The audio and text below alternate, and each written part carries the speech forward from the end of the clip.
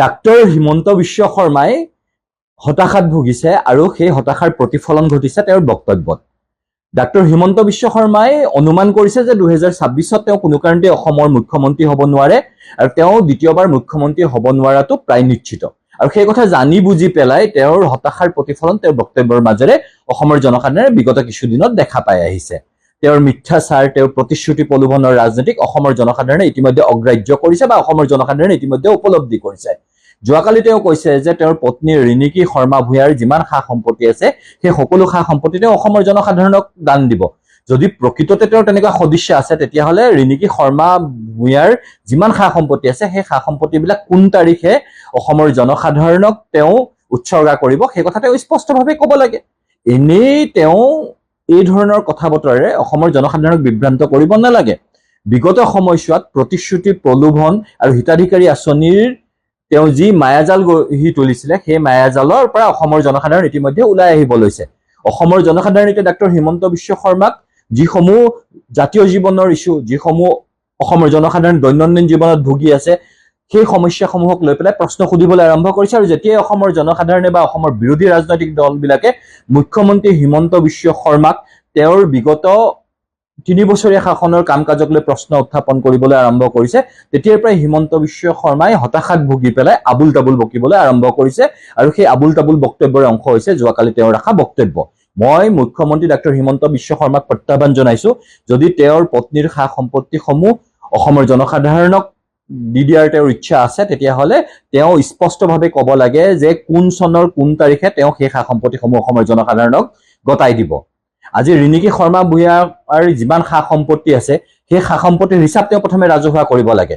তেওঁৰ যদি সততা আছে, তেওঁৰ যদি সৎ সাহস আছে, তেতিয়াহ'লে তেওঁৰ মুখ্যমন্ত্ৰী কালত ৰিণিকী শৰ্মা ভূঞাই বৈধ অবৈধ পন্থাৰে যিমানবিলাক সা সম্পত্তি গোটাইছিলে সেই সকলো সা সম্পত্তি তেওঁ ৰাজহুৱা কৰিব লাগে। আৰু যদি তেওঁ নকৰে, 2026ত যেতিয়া চৰকাৰ সলনি হ'ব সেই প্ৰত্যেক সা সম্পত্তিৰে হিচাপ নিকাচ আমি বিৰোধী ৰাজনৈতিক দলবিলাকৰ সন্মিলিত চৰকাৰে ল'ম।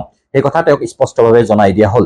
ডাক্তৰ হিমন্ত বিশ্ব শৰ্মাই যিমানেই নিজকে ধোৱা তুলসীৰ পাত বুলি পেলাই প্ৰমাণিত কৰিবৰ কাৰণে বক্তব্য নাৰাখক কিয়, ইতিমধ্যে অসমৰ জনসাধাৰণৰ আদালতত প্ৰমাণিত হৈছে যে তেওঁ এগৰাকী মিথ্যাচাৰী মুখ্যমন্ত্ৰী। তেওঁ মুখ্যমন্ত্ৰী হিচাপে তেওঁৰ শাসনকালত অসমৰ জনসাধাৰণৰ প্ৰতি কোনো দায়িত্ব আৰু দায়বদ্ধতা পালন কৰা নাই।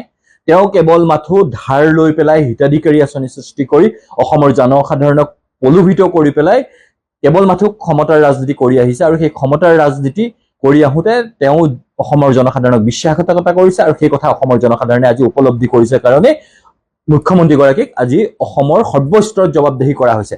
আজি সামাজিক গণমাধ্যমসমূহত মুখ্যমন্ত্ৰীগৰাকীৰ বক্তব্যক উপলুঙা কৰা হয়।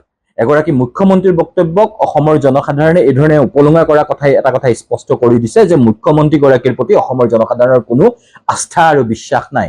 আজি তেওঁ কৈছে যে তেওঁৰ বক্তব্যক অসমৰ জনসাধাৰণে উপলব্ধি কৰিব পৰা নাই। আজি তেওঁ কৈছে যে এখন বিশ্ববিদ্যালয়ৰ কাৰণে গুৱাহাটী মহানগৰীত বানপানীৰ সৃষ্টি হৈছে। আৰু তেওঁৰ যি বক্তব্য সেই বক্তব্যক লৈ পেলাই সামাজিক গণমাধ্যমত জনসাধাৰণে হাঁহিছে। সেই কথা মুখ্যমন্ত্ৰীয়ে লক্ষ্য কৰিছে নে নাই সেই কথা আমি নাজানো, কিন্তু মুখ্যমন্ত্ৰীৰ বক্তব্যক যে অসমৰ জনসাধাৰণে অগ্ৰাহ্য কৰিছে সেই কথা স্পষ্ট। গতিকে ডাক্তৰ হিমন্ত বিশ্ব শৰ্মাই এই ধৰণৰ কথা বতৰাৰে অসমৰ জনসাধাৰণক বিভ্ৰান্ত কৰাৰ সলনি তেওঁ মুখ্যমন্ত্ৰী হিচাপে তেওঁৰ দায়িত্ব নিৰ্বাহ কৰক। আজি অসমত বানপানী হৈ গ'ল, আজি বিহাৰে বানপানীৰ নামত 11,000 কোটি টকা লাভ কৰিলে, কিন্তু অসমে বানপানীৰ নামত ফুটা কৰি এটাও নেপালে। আৰু তেওঁৰ মুখ্যমন্ত্ৰী হিচাপে তেওঁৰ যি দায়িত্ব অসমৰ জনসাধাৰণৰ প্ৰতি থাকিব লাগিছিল, দিল্লীৰ ওচৰত তেওঁ যি ধৰণে কথা ক'ব পাৰিব লাগিছিল সেই ধৰণে কথা কোৱাৰ সলনি তেওঁ আঁঠু লৈ থাকিলে। গতিকে মুখ্যমন্ত্ৰী হিচাপে তেওঁৰ গুৰুত্ব কি সেই কথা অসমৰ জনসাধাৰণে উপলব্ধি কৰিছে। কেৱল মাথো বাতৰি কাকতত বিজ্ঞাপন দি নিজৰ টিভি চেনেলত বৰ বৰ কথা কৈ পেলাই এগৰাকী ৰাজনৈতিক নেতাই কেতিয়াও অসমৰ জনসাধাৰণৰ প্ৰিয় পাত্ৰ হৈ থাকিব নোৱাৰে। আৰু সেই কথা মুখ্যমন্ত্ৰীগৰাকীৰ বক্তব্যৰ মাজত, তেওঁৰ হতাশাৰ মাজত ইতিমধ্যে প্ৰতিফলিত হ'ব ধৰিছে। কাৰণ মুখ্যমন্ত্ৰীগৰাকীয়ে উপলব্ধি কৰিছে যে 2026ত তেওঁ মুখ্যমন্ত্ৰী হোৱাটো অবাস্তৱ। কোনো কাৰণতে দ্বিতীয়বাৰৰ কাৰণে তেওঁ মুখ্যমন্ত্ৰী হ'ব নোৱাৰে। আৰু বিজেপি কোনো কাৰণতে আৰু অসমত ক্ষমতা দখল কৰিব নোৱাৰে। কাৰণ বিজেপিৰ যি ৰাজনীতি, যি ধৰ্মীয় মেৰুকৰণৰ ৰাজনীতি, সেই ধৰ্মীয় মেৰুকৰণৰ ৰাজনীতিক অসমৰ জনসাধাৰণে ইতিমধ্যে প্ৰত্যাখ্যান কৰিছে। আৰু তাৰ উদাহৰণ হ'ল যোৰহাট। আজি মুখ্যমন্ত্ৰীগৰাকীয়ে বাংলাদেশৰ ইছ্যুটোক লৈ পেলাই ধৰ্মীয় মেৰুকৰণৰ চেষ্টা কৰিছে।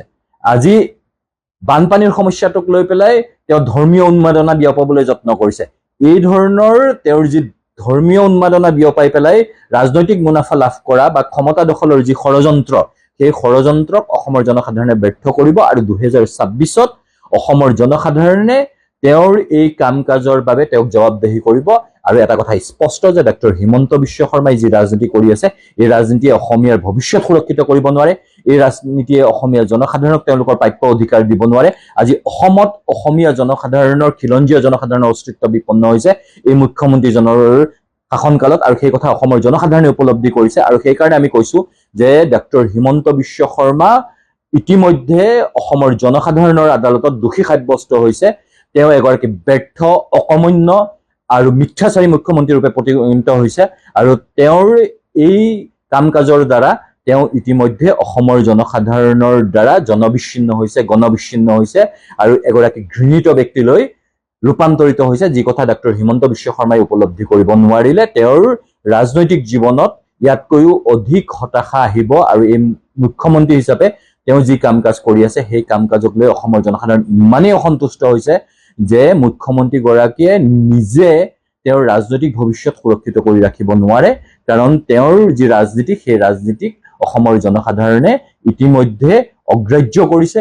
অসমৰ জনসাধাৰণে ডক্টৰ হিমন্ত বিশ্ব শৰ্মাৰ চৰিত্ৰ বুজি উঠিছে আৰু ধৰ্মীয় মেৰুকৰণ আৰু ধৰ্মীয় উন্মাদনাৰ ৰাজনীতিতকৈ যে জাতীয় জীৱনৰ সমস্যাসমূহত, খিলঞ্জীয়াৰ স্বাৰ্থসমূহত মুখ্যমন্ত্ৰীগৰাকীৰ নীৰৱতা, মুখ্যমন্ত্ৰীগৰাকীৰ আপোচকামী চৰিত্ৰ স্পষ্ট হোৱাৰ পিছত ডক্টৰ হিমন্ত বিশ্ব শৰ্মা অসমৰ ৰাজনীতিত অপ্ৰাসংগিক হৈ পৰিছে। আৰু সেই কথা ডক্টৰ হিমন্ত বিশ্বই উপলব্ধি কৰিছে কাৰণে তেওঁৰ বক্তব্যত হতাশা প্ৰতিফলিত হৈছে। আকৌ কৈছো, মুখ্যমন্ত্ৰীৰ যদি সদিচ্ছা আছে তেতিয়াহ'লে তেওঁৰ পত্নীৰ সা সম্পত্তি কোনদিনাখন অসমৰ জনসাধাৰণক গতাই দিব, সেই কথা তেওঁ নিৰ্দিষ্ট চন, নিৰ্দিষ্ট তাৰিখ, নিৰ্দিষ্ট সময় ঘোষণা কৰি পেলাই নিজৰ সদিচ্ছা প্ৰকাশ কৰিব লাগে। আৰু নহ'লে তেওঁক এগৰাকী মিথ্যাচাৰী মুখ্যমন্ত্ৰী ৰূপে অসমৰ জনসাধাৰণে স্বীকৃতি দিব, সেই কথা তেওঁ জানি থওক।